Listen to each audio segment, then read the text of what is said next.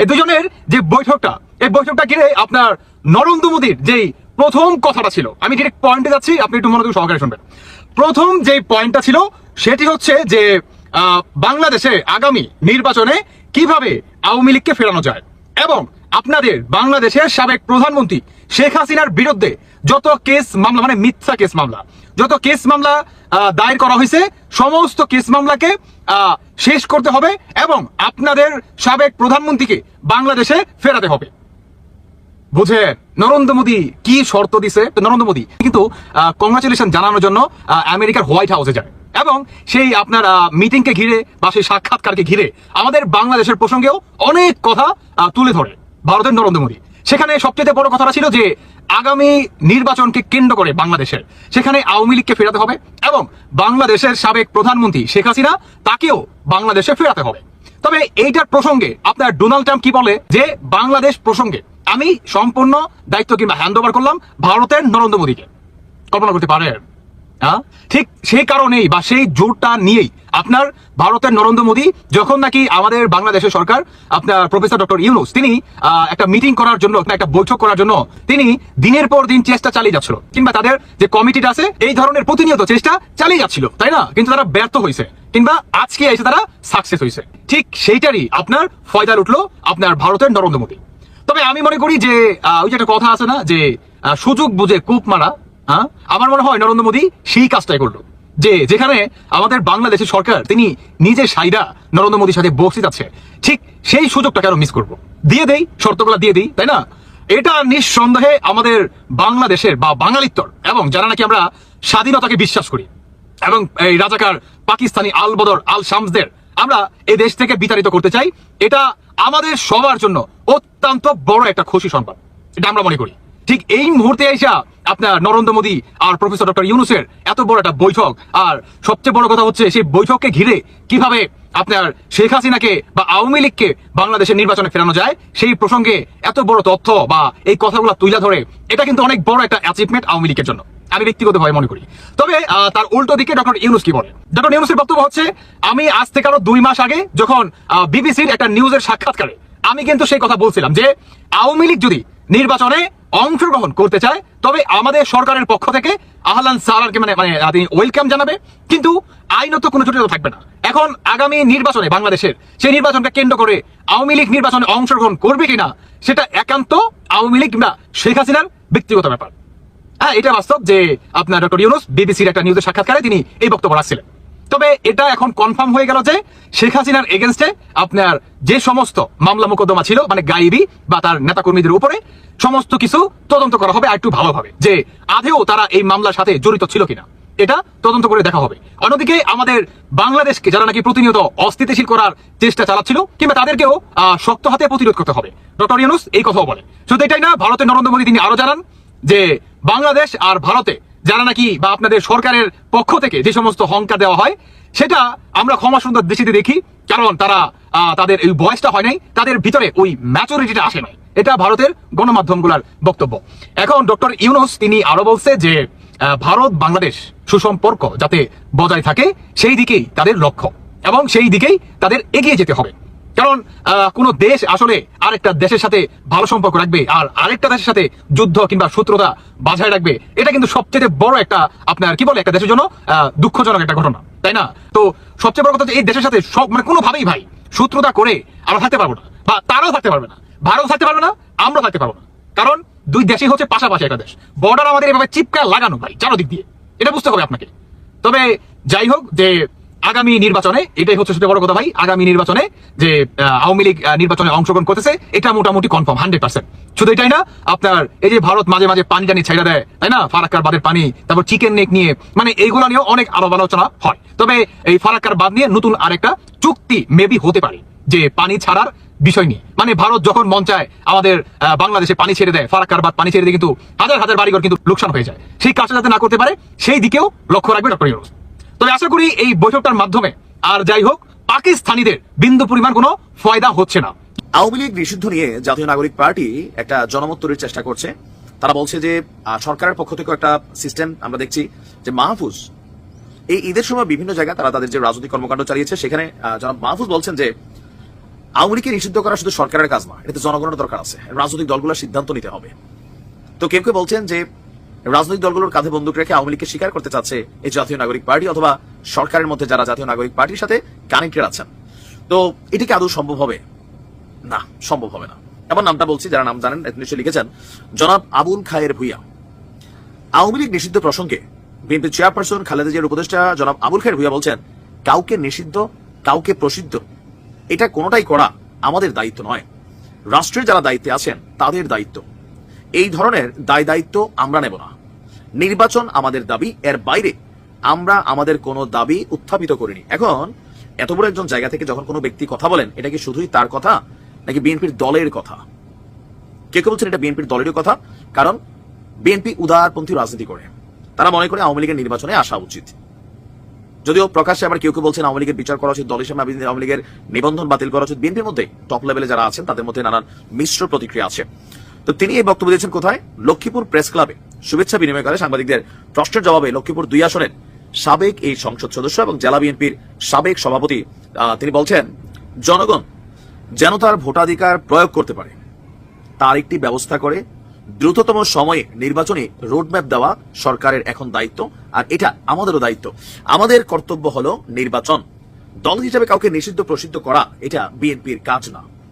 এখন তিনি এই বক্তব্যটা যদি আমরা জনাব তারেক রহমান থেকে শুনতাম আরেকটু ক্লিয়ার হইতাম। তবে মির্জা ফখরুল ইসলাম সহ আরো অনেকে আছেন বা সরকারের মধ্যে ডক্টর আসিফ নজরুল ইসলাম, তিনি কিন্তু বলছিলেন যে ব্যক্তিগতভাবে আওয়ামী লীগের বিচার, যারা অন্যায় অপরাধ করছে তাদেরও তিনি বিচার চান, সর্বোচ্চ শাস্তি চান। তবে আওয়ামী লীগকে নিষিদ্ধের বিষয়টা এটা তিনিও পজিটিভ ভাবে নিচ্ছেন না বা এটা পজিটিভ ভাবে দেখছেন না। আবার ডক্টর মোহাম্মদ ইউনূস তিনি নিজেও বলেছেন যে আওয়ামী লীগকে নিষিদ্ধ করার কোনো পরিকল্পনা আসলেই সরকারের নাই। এরপরে আমরা দেখলাম সেনাবাহিনীর ইস্যু চলে আসলো, এটা চলে আসলো, ওটা চলে আসলো, বাট এরপরে এই বিষয়টা কিন্তু আবার একটা ধামাচাপা পড়ে গেছে। আওয়ামী লীগকে নিষিদ্ধ করা এটা আসলে এত সহজ কাজ না, কারণ দলটার যেমন বদনাম আছে বাট সেই লেভেলের সমর্থক আছে, পাগলা সমর্থক ফেসবুকে দেখবেন একদম দলের জন্য জীবন টিবন দিয়ে ফেলবে, এরকম টাইপের কিছু ক্যারেক্টার কিন্তু আছে দলের মধ্যে। আবার আওয়ামী লীগ তাদের রাজনৈতিক কৌশল কিভাবে কি করবে, সময়ের সাথে যে পরিস্থিতি বাংলাদেশে তৈরি হচ্ছে, আমার কাছে মনে হয় কখন জানি আওয়ামী লীগ বিএনপি জোট বাইতে আবার মাঠে নামা লাগে। এটা কেন জানি মনে হলো, যদিও কথা বিএনপি জীবনে আওয়ামী লীগের সাথে জোট বাঁধবে না, কিন্তু সামনের দিনের রাজনীতিতে যদি এরকম হয়, ডক্টর মোহাম্মদ ইউনূস তিনি নির্বাচন না দিয়ে ক্ষমতায় থাকার চেষ্টা করেন অথবা তাকে রাখার চেষ্টা করা হয়, তাহলে যে কোনো সময় যে কোনো দৃশ্য দেশে জনগণ দেখবে। আসলে রাজনীতিতে ষড়যন্ত্র থাকে, হিসাব নিকাশ থাকে, দাদাগিরি থাকে। বিশ্বের সবচেয়ে শক্তিধর ব্যক্তি এখন কে? Donald Trump. তার আদেশও অনেক সময় আটকে যায়, সেটা আপনারা জানেন। আদালতে আটকে যায়, সিনেটে আটকে যায়, জাতিসংঘে আটকে যায়। এখন আমাদের জনপ্রিয় ইউটিউবার পিনাকিরা অভিযোগ করছেন এবং করেই যাচ্ছেন দিনরাত যে সেনাপ্রধান ভারতের কথায় উদ্বোস করেন। কিন্তু প্রশ্ন হচ্ছে, সেনাপ্রধান যদি ভারতের কথায় উদ্বোস করেই থাকে তাহলে ভারত নিশ্চয় বলেনি হাসিনাকে উৎখাত করতে হবে। এখন কার কথায় উৎখাত হলেন? শেখ হাসিনা। ধরাম আভ্যন্তরীণ ষড়যন্ত্রে শেখ হাসিনাকে বিদায় নিতে হয়েছে, কিন্তু হাসিনার তো এখন ফেরা দরকার। এখন হাসিনাকে বসে বসে খাওয়ানো তো ভারতের কোনো লাভ নেই। তো এখন স্বাভাবিকভাবে ভারত কি চাইবে? মানে শেখ হাসিনা তার জায়গায় ফেরত যান। এখন সেনাপ্রধান কি এই ফেরত যাওয়ার কথা তিনি শুনছেন? আমরা কয়েকদিন আগেও দেখেছি যে ভারতীয় সেনাপ্রধান দাবি করেছেন বাংলাদেশ সেনাবাহিনীর সাথে নিয়মিত যোগাযোগ আছে তার, এবং দুই দেশের সম্পর্ক ভালো, দুই সেনাবাহিনীর সম্পর্ক খুবই ভালো। এখন সম্পর্ক ভালো মানে এই না মানে তাদের কথায় তিনি উঠবস করবেন, তার কথা শুনবেন অন্ধভাবে, ব্যাপারটা কিন্তু সেরকম না। তবে যতটুকু জানা যায়, ভারত চায় যে সেনাপ্রধানের সাথে প্রেসিডেন্ট শাহাবুদ্দিন চুপ্পুর সম্পর্ক দৃঢ় থাকুক, এবং এটা কেন চায় তার পর্যালোচনা বিভিন্নভাবে হতে পারে। ভারত হয়তো চুপ্পুকে দিয়ে কিস্তি মাফ করতে চায়, কিন্তু সেনাবাহিনীও পড়েছে একটা বিপাকে। মানে আওয়ামী লীগ সরিয়ে যে শূন্যতা সৃষ্টি হয়েছে, এখন সেই শূন্যতা কাভার করবে কি? কারা? এখন দেখা যায় ক্ষমতার স্বপ্নে বিভোর হচ্ছে বিএনপি, তারাই ক্ষমতার বেশি দাবিদার, তাদের ভোট ব্যাংক বড়, কিন্তু তাদের নেতা তারেক রহমানের প্রতি অনেক সেনা কর্মকর্তার আক্রোশ হয়েছে, সেটা আমরা জানি। এবং শোনা যাচ্ছে তিনি যে দেশে ফিরছেন না, এটা একটা অন্যতম কারণ। এখন সেনাবাহিনী করেছে অনেকটা বিপাকে যে আওয়ামী লীগকে বাদ দিয়েছে তারা, এখন বিএনপিকেও পছন্দ করছে না। তো এখন ক্ষমতায় আসবে কি? তৃতীয় শক্তি নাই, জামাত, ছাত্র, তাদের তো ভোট নাই সেরকম। এবং এই ক্ষেত্রে সেনাবাহিনী অনেকটা বেকায়দায় পড়েছে। এখন শোনা যাচ্ছে যে ভারত চাচ্ছে যে ঠিক আছে, তোমার এত চিন্তা করার দরকার নাই, তুমি আওয়ামী লীগও নিতে পারতেছো না, বিএনপিকেও নিতে পারতেছো না, তাহলে তুমি বরং প্রেসিডেন্টের সাথে ভালো সম্পর্ক রেখে একটা পদ্ধতি তৈরি করো যেখানে একটা সলিউশন হয়। এখন কেউ কেউ চিন্তা করছেন যে সলিউশন না পারলে সেনাবাহিনী নিজেরাই ক্ষমতায় চলে আসতে পারে যদি অবস্থা ব্যাগতিক হয়। আর এই যে নির্বাচন হয়ে যাচ্ছে ডিসেম্বরে জুনে, এইসব কথা এগুলো অনেকেই এখন বিশ্বাস করছেন না, যাও তো নির্বাচন হয় কিনা। তো যাই হোক, এখন বাংলাদেশ সেনাবাহিনী বাংলাদেশের বাস্তবিক জীবনে রাজনীতির প্রেক্ষাপটে একটি বড় একটি প্রতিষ্ঠান তারা, এবং তাদের চাওয়া নেওয়া চায় অনেক কিছু যায় আসে। তো যাই হোক, যারা যে দায়িত্ব পালন করেন না কেন, যাই সিদ্ধান্ত নেন না কেন, যাতে দেশের কল্যাণ হয়, দেশের মানুষ যাতে বিপাকে না পড়ে। এই বৈঠকের মধ্য দিয়ে বাংলাদেশের অন্তর্বর্তী সরকারের কূটনৈতিক সফলতা কতটুকু অর্জন হলো, অথবা যদি পাল্টা প্রশ্ন তুলি, ভারতের কাছে বাংলাদেশের রাজনৈতিক পরাজয় কি আবারও ঘটলো?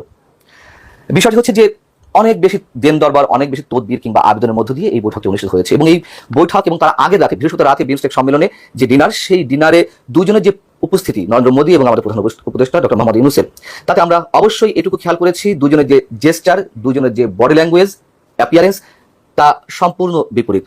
নিশ্চিতভাবে আমাদের প্রধান উপদেষ্টা বেশ হাস্যজ্জ্বল ছিলেন, থাকারই কথা, কিন্তু নরেন্দ্র মোদী বেশ গুরুগম্ভীর ভাব নিয়েছিলেন, এবং এটির মধ্য দিয়ে তিনি কি বার্তা দিলেন? তিনি বার্তা দেওয়ার চেষ্টা করেছেন তার প্রয়োজনে নয়, বাংলাদেশের অনেক বেশি আবেদনের পরিপ্রেক্ষিতে তিনি এতে সাড়া দিয়েছেন, এবং বাংলাদেশ সরকারের পক্ষ থেকে অথবা প্রধান উপদেষ্টা, প্রেস সচিব যত কিছুই আমাদের কাছে সামনে তুলে ধরার চেষ্টা করুন না কেন, তাতে এটুকু প্রমাণিত হয়েছে শুধুমাত্র সৌজন্যতা রক্ষার জন্য, বাংলাদেশকে শেষমেশ একটি সম্মান দেখানোর জন্য নরেন্দ্র মোদী এই বৈঠকে বসেছেন। এবং যদি বৈঠকে তিনি না বসতেন, সেই যে সেপ্টেম্বর থেকে জাতিসংঘের সাধারণ অধিবেশনের সাইডলাইনে বৈঠকের একটি সম্ভাবনা কিংবা বাংলাদেশের প্রত্যাশা, পরবর্তী চীন সফরের আগে ভারত সফর করতে চেয়েছিলেন নরেন্দ্র মোদী, আমাদের প্রধান উপদেষ্টা, সেখানেও কোনো ধরনের ভারতের সম্মতি না আসা, এবং পরবর্তীতে বিমস্টেক সম্মেলনের সাইডলাইনে যে বৈঠকের বিষয়টি, সেখান থেকেও বৈঠকের আগ মুহূর্ত পর্যন্ত কোনো ধরনের নিশ্চয়তার আভাস না পাওয়া ভারতের পক্ষ থেকে সবকিছু প্রমাণ করে যে এটি নরেন্দ্র মোদী কেবল সৌজন্যতা রক্ষা করেছেন।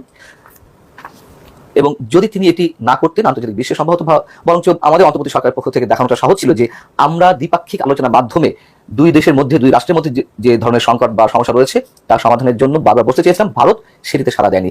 শেষমেশ নরেন্দ্র মোদী কিন্তু সেই অস্ত্র বেছে নিয়েছেন, বাংলাদেশের হাতে অস্ত্রটি তুলে দিতে চাননি।